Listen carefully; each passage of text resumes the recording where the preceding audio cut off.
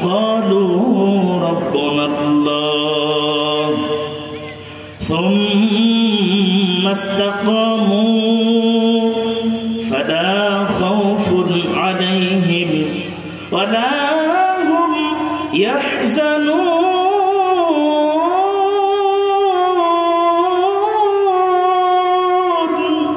আল্লাহ তাআলা বলেন নিশ্চয়ই যে বাজারা দুনিয়াতে স্বীকৃতি দেবে আমাদের রব একজন আল্লাহ, এই কথার উপরে মরণ পর্যন্ত অবিচল থাকবে, অটুট থাকবে, দৃঢ় থাকবে। আল্লাহ বলেন ফালা খাউফুন আলাইহিম, তাদের কোনো ভয় নাই, ওয়ালা হুম ইয়াহজানুন, তারা দুনিয়াতে যা কিছু রেখে যাচ্ছে এই সমস্ত বিষয়ের জন্য কোনো অবস্থায় মরণের পরে সামান্য পরিমাণ দুশ্চিন্তাগ্রস্ত হবে না। এদের জন্য আল্লাহ জান্নাত বানায় রাখছেন। সূরাতুল আহকাফে বলছেন ভয় নাই, দুশ্চিন্তা নাই, ঘোষণা সরাসরি রহিম রহমান গফুর গফফার আল্লাহর পক্ষ থেকে। বলেন সুবহানাল্লাহ। ইমানের উপর ইস্তেকামাত, এর চাইতে বড় কোনো আমল দুনিয়াতে থাকতে পারে না। সহিহ মুসলিমে রাসূলুল্লাহ সাল্লাল্লাহু আলাইহি সাল্লাম, সহিহ মুসলিমের 38 নম্বর আয়াত, মূল কিতাবের, মোবাইলের অ্যাপসের না ভাই, মোবাইলের অ্যাপস আমাদের মাদ্রাসার মতন মিলে না কিন্তু। সহিহ মুসলিমের মূল মতনের 38 নম্বর হাদিস, আল্লাহ রাসূলের একজন সাহাবী, তার নাম ছিল সুফিয়ান ইবনে আব্দুল্লাহ আস-সাকাফি রাদিয়াল্লাহু তাআলা আনহু। তিনি রাসূলুল্লাহ সাল্লাল্লাহু আলাইহি সাল্লামের কাছে এসে রাসূলকে প্রশ্ন করেন। عن سفيان بن عبد الله الثقفي رضي الله تعالى عنه قال قلت يا رسول الله قل لي في الإسلام قولا لا أسأل عنه أحدا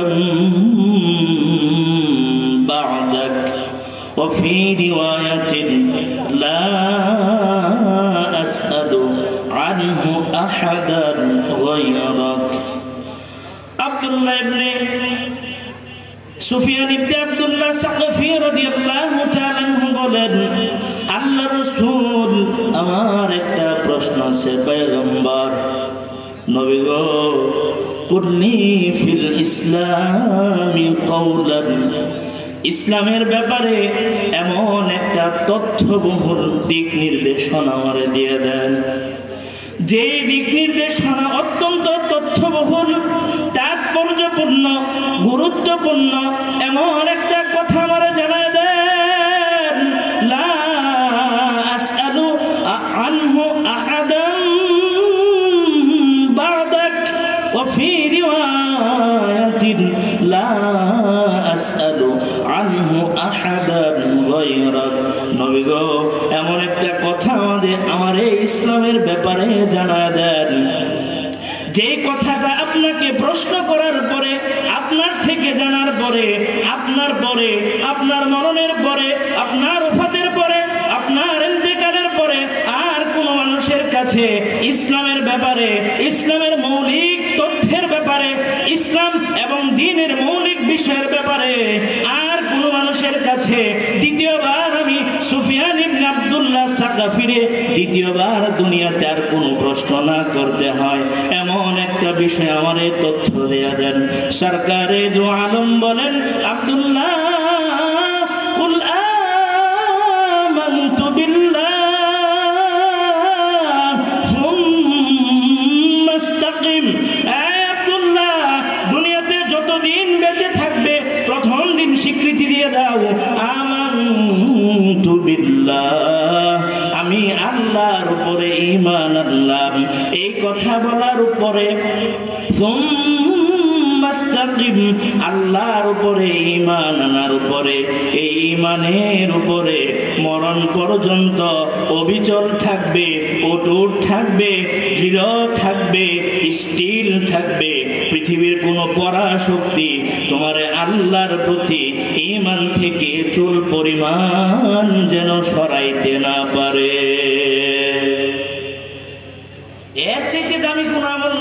বিশ্বাস করেন? সাহাবী বলেন, নবীর বললাম, কুল্লি ফিল ইসলামি কওলান লা আসআলু আন আহাদান বাদাক। নবী, এমন আমলের কথা আপনি আমারে বলেন যে আমলের ব্যাপারে, যে বিষয়ে আপনাকে প্রশ্ন করার পরে এই পৃথিবীতে যতদিন বেঁচে থাকবো আপনার নবীর পরে দুনিয়ার কোনো মানুষকে যেন আমার প্রশ্ন না করা লাগে, এমন একটা তথ্য আমারে দেন, এমন বিষয়ে আমারে পরামর্শ দেন যেই বিষয়ে আমল করলে সোজা আল্লাহর তৈরি জান্নাত পর্যন্ত এই আমল আমারে নিয়ে যাবে। সুবহানাল্লাহ। সে আমলটা কি জানেন?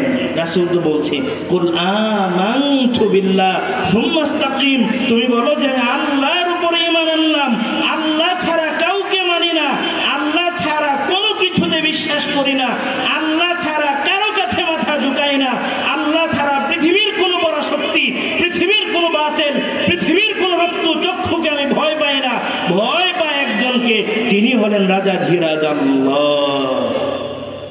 কথা কি বুঝতেছেন? কথা মাথায় ঢুকতেছে তো নাকি? এখনো কোনো ঘটনা বলি নাই, ঘটনা আবার হাদিসে লাগে। এখন ইমানের উপরে আমাদের ইস্তেকামত কেমন থাকা উচিত? 2টা বা 3টা ঘটনা বলবো ছোট্ট করে, সংক্ষিপ্ত আকারে। আমি আবার অন্য কোনো বয়ান করতেছি না তো। 2টা বা 3টা ঘটনা বলবো। এর মাঝে সাহাবায়ে কেরামের অবস্থাটা কেমন ছিল? সাহাবায়ে কেরামের ইমানদের ইমান অত্যন্ত বিশুদ্ধ ছিল এবং অত্যন্ত দৃঢ় এবং মজবুত ছিল। তাদের অন্তরে ইমান গেঁথে এবং পুঁতে নিয়েছিল। ফলশ্রুতিতে শত কষ্ট, প্রলোভন, বিভিন্ন নির্যাতনের স্টিম রোলার তাদেরকে যদিও হাতছানি দিয়েছে, কিন্তু সাহাবীগণ অবলীলায়, অকপটে, অম্লান বদনে সমস্ত কষ্ট নির্যাতন সহ্য করেছে, উপেক্ষা করেছে, প্রত্যাখ্যান করেছে। ঈমানের জন্য জান মাল, পিতা মাতা, আত্মীয় স্বজন সব বিসর্জন দিয়েছে। ঈমান থেকে সামান্য পরিমাণও বিচ্যুতি তাদের ঘটে নাই। সুবহানাল্লাহ। সেটাই আপনাদেরকে বোঝায় আনলাম। আব্দুল্লাহ ইবনে ওমর রাদিয়াল্লাহু তাআলা আনহু সাহাবায়ে কেরামের সম্পর্কে বলছেন, মুসান্নাফে আব্দুর রাজ্জাকে 2671 নম্বর যে বর্ণনায় আসছে, সাহাবী ওমর রাদিয়াল্লাহু তাআলা আনহুর ছেলে আব্দুল্লাহ রাদিয়াল্লাহু তাআলা আনহু বলেন, সাহাবায়ে কেরামের ঈমানের ব্যাপারে, আল ঈমানু ফি কুলুবিহিম আ'যামু মিনাল জিবাল। সাহাবায়ে কেরামের অন্তরে ঈমান এমন ভাবে গেঁথে নিয়েছিল, পাহাড় যতটা শক্ত, যতটা মজবুত, পাহাড়ের চাইতেও শক্তিশালী ছিল সাহাবায়ে কেরামের অন্তরের ঈমান। আল্লাহ তাআলা বলেন, ইন্নাল্লাযীনা ইয়াগুদ্দুনা আসওয়াতাহুম ইনদা রাসূলিল্লাহ উলাইকা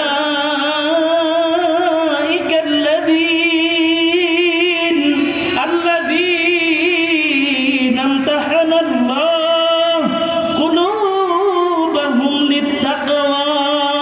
আল্লাহ বলেন, দুনিয়ার মানুষ, দুনিয়াতে যত মানুষ আছে সবার ঈমানকে আমি আল্লাহ যাচাই বাছাই পরীক্ষা করার পরে আমি দেখলাম আমার নবীর সাহাবী যারা হবেন তাদের অন্তরে ঈমান সবচাইতে দৃঢ় থাকবে। আমি আল্লাহ তাআলা সাহাবীদের জন্য, সাহাবীদের অন্তরগুলারে ঈমানের জন্য যাচাই বাছাই করে আমি আল্লাহ তাদের অন্তরে ঈমান ঢেলে দিলাম। জীবন দিয়েছে কিন্তু ঈমান থেকে নড়ে না।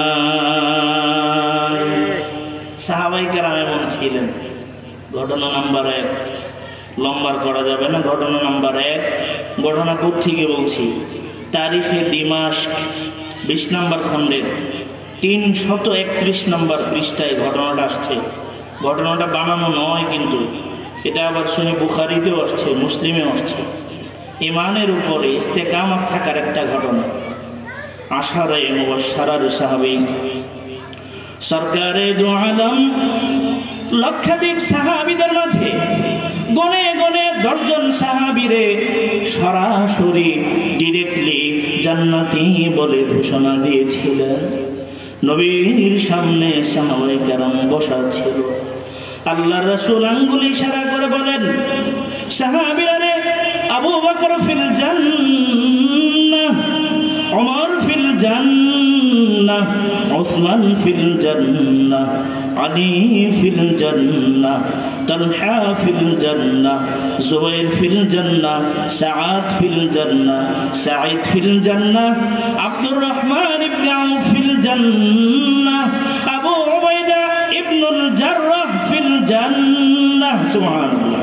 10 জন সাহাবীরে আল্লাহর পয়গম্বর সরাসরি জান্নাতি ঘোষণা করেছেন।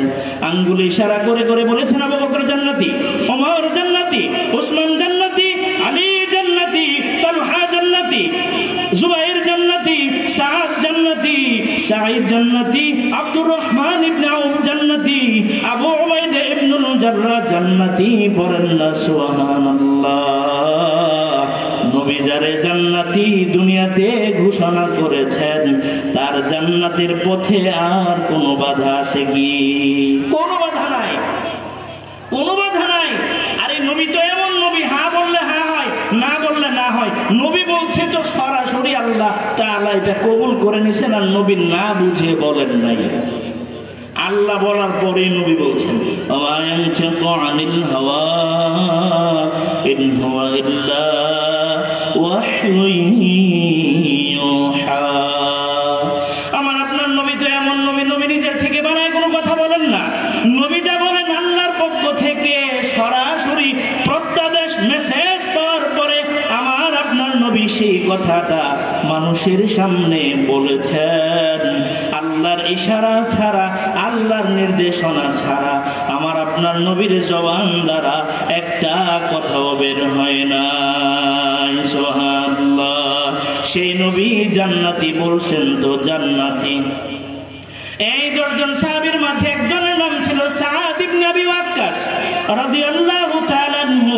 সাআদ ইবনে আবি ওয়াক্কাস রাদিয়াল্লাহু তাআলা আনহু এমন একজন সাহাবীর নাম, যিনি ইসলামের প্রাথমিক যুগে মুসলমান হয়েছেন। আবু বকরের মতো সিরিয়ান যদি হিসাব করেন 7 নাম্বার ইসলামের মুসলমান সাআদ ইবনে আবি ওয়াক্কাস রাদিয়াল্লাহু তাআলা আনহু। সাআদ ইবনে আবি ওয়াক্কাস রাদিয়াল্লাহু তাআলা আনহু যখন নাকি আল্লাহর রাসূলের কাছে ইসলাম গ্রহণ করেছেন, কালিমা পড়ে মুসলমান হয়ে গিয়েছেন, ইসলাম গ্রহণের পূর্বে সাআদ ইবনে আবি ওয়াক্কাস রাদিয়াল্লাহু তাআলা আনহু ওনার মারে অত্যধিক ভালোবাসতেন। সুবহানাল্লাহ। মুসলমান হয় নাই, মায়ের প্রতি সন্তানের অন্তরে সবচাইতে বেশি ভালোবাসা ছিল। সাআদ ইবনে আবি ওয়াক্কাস রাদিয়াল্লাহু তাআলা আনহু মা ভক্ত একজন মানুষ ছিলেন। ইসলাম আসার পূর্বেই উনি মা ভক্ত মানুষ ছিলেন।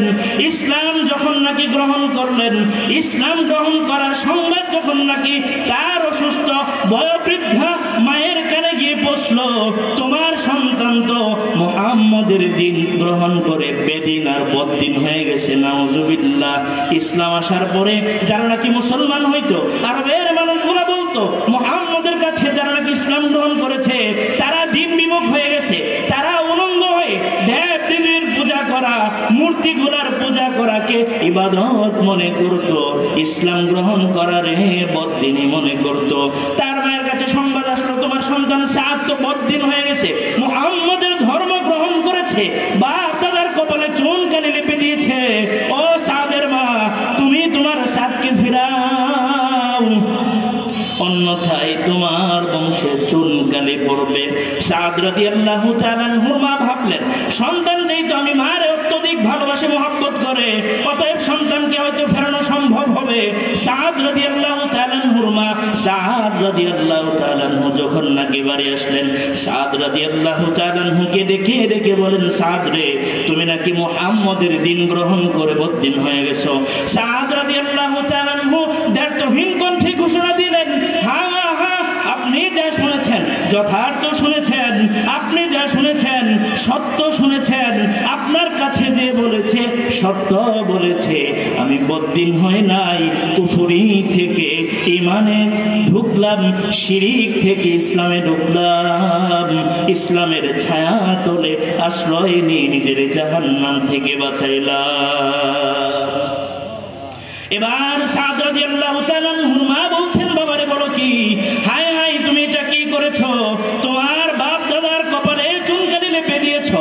এই বাবা শোনো,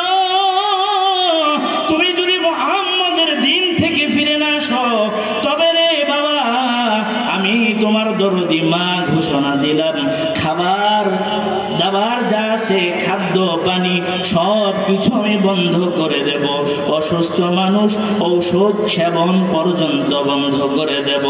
এবার মা ভেবেছে সন্তান আমার অনাহারের কথা শুনে, আমার পানাহার থেকে বিরত থাকার কথা শুনে, আমার অসুস্থতার কথা শুনে অবশ্যই অবশ্যই আমার সাদ যেহেতু দুনিয়ার সবার চাইতে আমি মারে বেশি ভালোবাসে, অতএব সাদ অবশ্যই অবশ্যই মুহাম্মদের দিন থেকে ফিরে আসবে।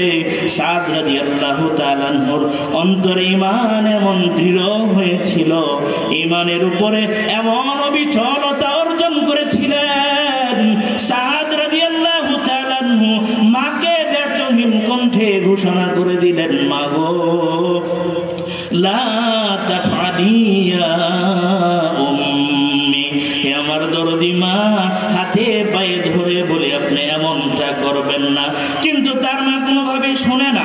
এরপরে সাদ বলেন, ইন্নী লা আদউ দীনি হাযা লিশাইইন। মা দ্ব্যর্থহীন ঘোষণা শুনেন, পৃথিবীর যেই কোনো কিছু হোক না কেন, যেই কোনো ভাবে হোক না কেন, আমি সাদকে যদি যেই দিন গ্রহণ করেছি, মুহাম্মদের সাথে যে কালিমা পড়ে নিজেকে ইসলামের সুশীতল ছায়াতলে আশ্রয় দিয়ে দিয়েছি, মারে পৃথিবীর কোনো কিছু আমার এই দিন থেকে বিন্দু পরিমাণ সরাইতে পারবে না। এবার মায়ের স্পষ্ট ঘোষণা, বাবা ঠিক আছে, তুমি যদি তোমার দিন থেকে ফিরে না আসো, আমি মাও ঘোষণা দিলাম কোনো খাদ্য গ্রহণ করব না, ঔষধ গ্রহণ করব না। এভাবে যখন নাকি কয়েকদিন যাবে, অসুস্থতা যখন নাকি বৃদ্ধি পাবে, আমি মা যখন নাকি অনাহারে থেকে, অভুক্ত থেকে, ক্ষুধার্ত থেকে, ঔষধ না খাওয়ার কারণে রোগে রোগাক্রান্ত হয়ে যখন নাকি মৃত্যুর কোলে ঢলে পড়ব, আরবের সমস্ত মানুষেরা বলবে সাদ তার মারে হত্যা করেছে, এই সাদ হলো নিজের মায়ের হত্যাকারী। নাউজুবিল্লাহ। এই কথা যখন নাকি মা বলল, এই কথা শোনার পরেও সাদ রাদিয়াল্লাহু তাআলা আনহুর টনক নড়ে নাই। ঈমানদার ঘোষণা শুনেন, ঈমানি ঘোষণাটা শুনে রাখেন। সাদ রাদিয়াল্লাহু তাআলা আনহু মাকে বলছেন, ইয়া উম্মা তা'লামিনা ওয়াল্লাহি ইয়া উম্মা, হে আমার মা এমনটা কইরেন না, আল্লাহর শপথ দিয়ে আপনাকে বলে এমনটা করবেন না। লাউ কানাত লাকি মিয়াতু নাফসিন ফাখরাজাত নাফসান মা তারাকতু হাযা লিশাইইন। সন্তান মারে বলে দিলেন, মা গো আপনার যদি 100টা প্রাণ থাকতো, 100টা জীবন যদি আপনার থাকতো, আর এক এক করে যদি আপনার 100টা প্রাণ বের হয়ে যেত, ও মা ভালো করে কান খাড়া করে শুনে নেন, 100 জীবন যদি আল্লাহ আপনারে দিত, 100টা জীবন যদি আমি সাদের ঈমানের বিনিময়ে আপনি দিয়ে দিতেন, 100টা জীবন যদি চলে যেত, মা আমার ঘোষণা শুনেন, আপনার মাত্র একটা জীবন, আমি সাদের ঈমানের কাছে আপনার একটা জীবন মূল্যহীন। মাগো আপনার যদি 100 জীবন থাকতো, 100 জীবন যদি আপনি ধ্বংস করে দিতেন, আল্লাহর কসম, আল্লাহর কসম, আমি সাদকে দিন থেকে, ইসলাম থেকে চুল পরিমাণ সরাইতে পারতেন না। সুবহানাল্লাহ। 100 জীবন মা দ্ব্যর্থহীন ঘোষণা, 100 জীবন যদি চলে যেত, মা আমি যে দিন গ্রহণ করেছি, ইসলাম গ্রহণ করেছি, আল্লাহর উপরে অবিচল আস্থা বিশ্বাস অর্জন করেছি, সেখান থেকে পৃথিবীর কোনো শক্তি নাই আমাকে সামান্য পরিমাণ সরাবে। সুবহানাল্লাহ। মুসলমান, এই জামানাতেও ঈমানের দৃষ্টান্ত, ঈমানের উপরে আস্থা এবং বিশ্বাস স্টিল থেকে এমনও আল্লাহর বান্দা আছে যারা হাসি মুখে মরণকে বরণ করে নিয়েছে, ঈমান থেকে সামান্য পরিমাণও সরে নাই। বাস্তব নমুনা গোটা বিশ্বের বিশ্ব নন্দিত মুফাসসির আল্লামা সাঈদী রাহিমাহুল্লাহ 13টা বছর জালিমদের জিন্দানখানায় মিথ্যা অপবাদ, বানোয়াট মামলা দিয়া দিনের পরে দিন, মাসের পরে মাস, বছরের পরে বছর আল্লাহর বান্দা কারাগারে বন্দি করে রেখেছে। আল্লাহর বান্দা মরণের কিছুক্ষণ আগেও একটা হাসির জিলিক দিয়ে গোটা পৃথিবীর মানুষের টাক লাগায়া একটা মেসেজ দিয়ে গেলেন, ও দুনিয়ার মুসলমান ইমানদারেরা, জীবন যাবে, অন্যায়ের কাছে মাথা নত করা যাবে না। প্রমাণ দিয়েছেন আল্লামা সাঈদী নাব্বারাল্লাহু মারকাদা ওয়া জাআলাল জান্নাতা মাসওয়ায়া। হেফাজতে ইসলামের নেতা আল্লামা মামুনুল হক সহ, মুফতি সাখাওয়াত হোসেন রাজি সহ, আজিজুল হক ইসলামাবাদী সহ হেফাজতের অসংখ্য আলেমদেরকে প্লাস দিয়ে হাতের আঙ্গুলের নখগুলো উপরে ফেলা হয়েছে। আল্লাহর বান্দারা ঈমান থেকে সরে নাই, সরছে। হেফাজতে ইসলামের নেতাদের এমন একজন আছে, ফখরুল ইসলাম মুফতি ফখরুল সাহেব, ওনার লজ্জা স্থানে চাপ দেওয়া হয়েছে। আল্লাহর বান্দাকে ধ্বজভঙ্গ, আল্লাহর বান্দাকে লজ্জা স্থানের যে শক্তি আছে এটাকে কেড়ে নেওয়ার চেষ্টা করা হয়েছে। আল্লাহর কসম খেয়ে বলছি, এই জামানাতে ঈমানের উপরে দৃঢ়তা, অবিচলতা, অটুট থাকার দৃষ্টান্ত আল্লামা সাঈদী দেখিয়েছে, আল্লামা জুনাইদ বাবনগরী দেখিয়েছে, আল্লামা নূর হোসেন কাসিমি দেখিয়েছে, আল্লামা মামুনুল হক দেখায় আসছে, আল্লামা মুফতি সাখাওয়াত হোসেন রাজি দেখায় আসছে, আমাদের হামজা ভাই দেখায় আসছে। ঠিক কিনা বলেন? কারণ উনি সরাইতে পারবে না। ইমানদারকে কোনোভাবে নড়ানো যায় না, ইমানদারকে দামানো যায় না, ইমানদারকে দাবানো যায় না। এক সাঈদী লোকান্তরে লক্ষ সাঈদী বাংলার মাঠে ময়দানে। স্তব্ধ করার শক্তি পৃথিবীর কারণে। কয় বছর বন্ধ রাখবেন? দিয়েন না মাহফিলে দাওয়াত। তো আপনাদের মতো 10টা মাহফিলে দাওয়াত না দিলে আমাদের কণ্ঠ বন্ধ হয়ে যাবে। আপনি কি মনে করছেন আমাদের আওয়াজ নিচু হবে? আল্লাহর কসম, ক্ষমতায় অনেকে আসবে, অনেকে পালাবে, অনেকে যাবে, অনেককে টেনে আসছে নামানো হবে। আমরা যেভাবে ছিলাম, যেখানে ছিলাম, যেই অবস্থায় ছিলাম, ঈমানের দৃঢ়তার ক্ষেত্রে, ঈমানের ইস্তেকামাতের ক্ষেত্রে আমরা যেথায় ছিলাম সেখানে আছি, সেখানেই থাকবো। আল্লাহর কাছে বলি, আল্লাহ মরণের শেষ মুহূর্ত পর্যন্ত জীবন সায়ান্নে উপনীত হওয়ার পরেও আল্লাহ এই ঈমানের উপরে দৃঢ় রেখে আল্লাহ আমাদের মরণ বরণের তৌফিক দিয়ে। মুসলমান, এই কথাগুলো ঈমানি জিম্মাদারি থেকে বলছি, স্পষ্ট ঈমানি কথা, ঈমানি ঘোষণা। রাজনীতি করা দরকার নাই, কারণ রাজনীতি করবো লম্পট, বদমাইশ, চোর, বাটপার, সিটার, চারিত্রিক সমস্যা যাদের, তারা রাজনীতি করবার। ভালো মানুষ রাজনীতিতে, আপনারাই বলেন হুজুরদের কিসের রাজনীতি? কথা ঠিক। এই কারণে দেশটা লুইটা বুইটা খা। হুজুরদের কিসের রাজনীতি? কথা ঠিক। হুজুররা কেন? কারণ ভালো মানুষ রাজনীতি গেলে দেশের ভাব মূর্তি পরিবর্তন হবে, দেশের কালার পরিবর্তন হবে, দেশের সমস্ত কিছুতে পরিবর্তন আসবে। চোরেরা চিন্তা করে ইসলামপন্থীরা ক্ষমতায় গেলে হয়তো আমাদের হাত থাকবে না, বদমাইশরা চিন্তা করে ইসলামপন্থীরা ক্ষমতায় গেলে হয়তো আমাদের কল্লা থাকবে না। এই কারণে ইসলামপন্থীদেরকে ক্ষমতায় নিতে চায় না। সবগুলা রাম আর বামদের সাথে দিনে রাত্রিতে আতাতি করে ক্ষমতার পালা বদলে একের পর এক জালেম, একের পর এক স্বৈরাচারকে বসাতে চায়, কিন্তু ইসলামপন্থীদেরকে ক্ষমতায় নিতে চায় না। আপনি ঠিক বললেও ঠিক, না বললেও ঠিক। একটাবার দিয়া দেখেন, একটাবার ইসলামপন্থীদেরকে দেন, একটাবার খেলাফার পক্ষে কাজ করেন, ইসলাম প্রতিষ্ঠার জন্য একটাবার কাজ করেন।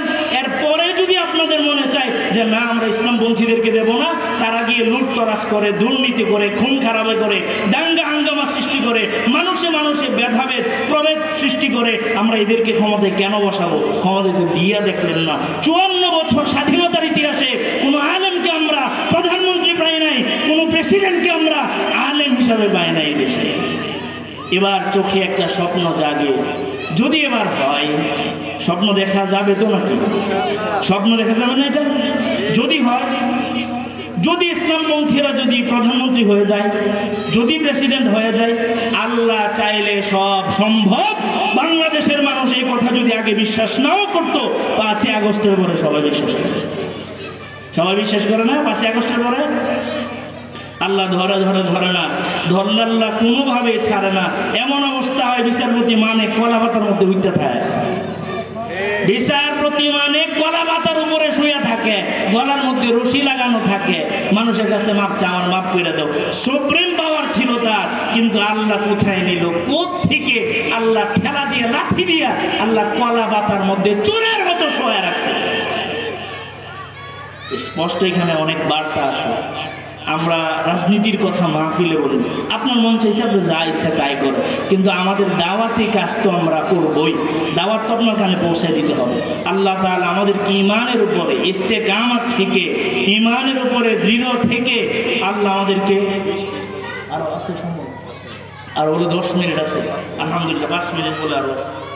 যাই হোক, আমি তো কথা প্রায় শেষের দিকে এই ঘটনাটা বললাম, এর পরবর্তী ঘটনাটাও শুনেন দিলে 5 মিনিট লাগলে 2 মিনিট লাগবে বা 3 মিনিট লাগবে। পরবর্তী ঘটনাটা আরো গুরুত্বপূর্ণ। আমি আপনাদের জন্য গুরুত্বপূর্ণ কিছু বিষয় আমি সাজিয়ে নিয়ে আসছিলাম, সেটা তো আসলে শেষ করতে পারি না, বসে পারবো না হতো। কিন্তু এই সাদ রাদিয়াল্লাহু তাআলা আনহু যার কথা বললাম, সহিহ আল বুখারীর 5412 নম্বর হাদিস, এই সাদ ইবনে আবি ওয়াক্কাস রাদিয়াল্লাহু তাআলা আনহুর ঘটনা। তিনি বলেন যে আমি সপ্তম ইসলাম গ্রহণ করেছি, মানে 7 নম্বরে ইসলাম গ্রহণ করার পরে হুবলা বা হাবলা, হাদিসের শব্দ হুবলা বা হাবলা এক প্রকার গাছ, এর পাতা ছাড়া আমাদের খাওয়ার আর কিছুই ছিল না। আরবের অলিতে গলিতে, প্রত্যেকটা দোকানপাটে, প্রত্যেকটা স্টোরে বলে দেওয়া হয়েছে মুহাম্মদ এবং তার সাথী যারা, এদের জন্য কোনো দোকানদার তাদের দোকানের কোনো মাল যেন তাদের কাছে বিক্রি না করে। সাহাবায়ে কেরাম বলেন, সাদ রাদিয়াল্লাহু তাআলা আনহু বলেন, হুবলা বা হাবলা এক প্রকার গাছ, এই গাছের পাতা ছাড়া আমাদের খাওয়ার মতো আর কিছু ছিল না। আর এই গাছের পাতা অনবরত আমরা যখন খাওয়া শুরু করলাম, এরূপ খাবারের কারণে আমাদের কেউ বকরির মতো শক্ত ও শুকনো মল ত্যাগ করতাম। নাউজুবিল্লাহ। বকরি, ছাগল চিনেন না? ছাগলের পায়খানার কি মল শক্ত হয় নাকি নরম? শক্ত, ট্যাবলেটের মতো। কিসের মতো? ট্যাবলেটের মতো হয় না? বলেন যে আমাদের সাহাবীদের অবস্থা এমন, অনেকেই এমন মল ত্যাগ করতো যে শক্ত এবং বকরি, ছাগলের মলের মতো হয়ে গিয়েছিল। কিসের জন্য? ঈমানের জন্য। বলেন তো কি দোষ ছিল মুহাম্মদুর রাসূলুল্লাহ? কি দোষ ছিল? 3 বছর শিয়াবে আবি তালিবে মুহাম্মদুর রাসূলুল্লাহ, আবু তালেব সহ, আবু তালেব ওখানেই তো, আবু তালেব সহ, কাফের সহ, এত বড় নেতা লিডার হওয়া সত্ত্বেও তিনটা বছর পৃথিবীর সৃষ্টির শ্রেষ্ঠ মহামানব হযরত মুহাম্মদ সাল্লাল্লাহু আলাইহি ওয়াসাল্লাম তিনটা বছর জেল খাটলেন, অন্ধকার কুটুরিতে ছিলেন, এক গেয়া বানিয়ে দেওয়া হয়েছিল। মুহাম্মদের সাথে কোনো কথা নাই, লেনদেন নাই, বেচাকেনা নাই। আর এই জামানাতে আমার মতো মোল্লা সলিমুল্লাহর কলিমুল্লাহর মতো লোক যদি মাদ্রাসা, মসজিদ, এলাকা, দেশ যদি ছাড়ে, মিজানুর রহমান আজহারি ভাইয়ের মতো দেশ যদি ছাড়তে হয়, সাহাবায়ে কেরামের তুলনায় তো কিছুই হয়েছে না। কথা ঠিক না? কিছু হয়েছে? কিছু মুনাফিক আছে, এদের চুলকে আমরা যখন হক কথাগুলো বলি, তো তোমার বাপ দাদার কিতাব থেকে বানায় বলি নাই, আল্লাহ রাসূলের কিতাব থেকে বলছে, একটা কথাও ঘটনা বলি নাই, একটা কথাও কোনো তাসকিরাতুল আউলিয়া থেকে ঘটনা বলি নাই, দলিল নির্ভর কথা বললাম। এরপরও কিছু মানুষের চুলকায়, হুজুর রাজনীতি করে। তো তোমাদের কারণে তোমাদের মাথার উপরে বসে চোর, বদমাশ, লম্পট গুলাই চিরদিন ক্ষমতার মস্তদে বসে থাকে। আমাদের মানসিকতা যতক্ষণ পর্যন্ত চেঞ্জ না হবে, পরিবর্তন না হবে, সংস্কার দিয়া দেশ পরিবর্তন সম্ভব নয়। মানুষের মানসিকভাবে মেন্টালিটি যতক্ষণ চেঞ্জ না হবে, এজন্য মানুষকে মানসিকভাবে প্রস্তুতি নিতে হবে। আগামীর বাংলাদেশ ইসলাম মুসলমানের বাংলাদেশ, সেটা আমার মাধ্যমে হোক, আপনার মাধ্যমে হোক, আমার দ্বারাতে না হোক, অন্য কারো দ্বারাতে না হোক, কারো না কারো মাধ্যমে আল্লাহ ইসলামের জান্ডাকে গোটা বিশ্বময় আল্লাহ সমুন্নত করবেন। সেই দলে আপনি থাকলে ভালো, না থাকলে মুনাফিক হয়ে মরবেন, না থাকলে মুনাফিক হয়ে মরবেন। আল্লাহ তাআলা আমাদেরকে ঈমানের উপর ইস্তেকামাত দান করুন। ঈমানের উপর ইস্তেকামাত থাকলে মরণের সময় ফেরেশতারা অভয় দিয়ে বলবে, সামনের ঘাটি মরণ, কবর, হাসর, মিজান, পুলসিরাত, জান্নাত পর্যন্ত তোমাদের কোনো ভয় নাই। সুবহানাল্লাহ। তোমরা পরিবার পরিজন রেখে যাচ্ছ, ভয় পেও না, দুশ্চিন্তা করো না, তাদের হেফাজতের জিম্মাদারি আমাদের। এবং তোমাদের সাথে আল্লাহ যে ওয়াদা করছেন, সেই ওয়াদাকৃত জান্নাতের সুসংবাদ গ্রহণ করো।